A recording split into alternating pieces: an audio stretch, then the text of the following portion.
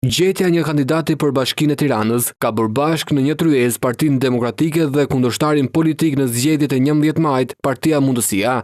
Në takimin e zhvilluar mes dy grupeve përfaqësuese, pati diskutime për 3 emra konkret, të cilët do të shqyrtohen nëse njëri prej tyre do të jetë përfaqësues i opozitës për bashkinë më të madhe në Shqipëri. Kemi diskutuar emrat përvetshëm, kemi rakorduar për sa i përket, po e them edhe një herë, profilit që do duhet kemi bashkarisht për një kandidat apo kandidate, duhet gjejmë një kandidaturë që duhet të unifikojë të gjithë spektrin opozitar. Për Partinë Mundësia nuk është rëndësishëm emri i kandidatit, por se çfarë përfaqëson ai në jetën publike dhe të jetë bashkues për opozitën.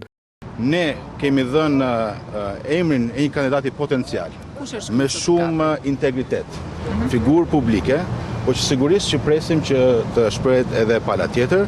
Nuk është rëndësishme emri, më besoni, është shumë rëndësishme ky parim, që një kandidat jashtë partive politike mbi palët të unifikojë opozitën. 3 emrat e propozuar nuk përfaqësojnë forca politike. Ata vijnë nga radhët e botës akademike, shoqërisë civile, si dhe një emër i cili për më shumë se 2 dekada jeton jashtë Shqipërisë, por me kontribute të rëndësishme për realizimin e votës së diasporës.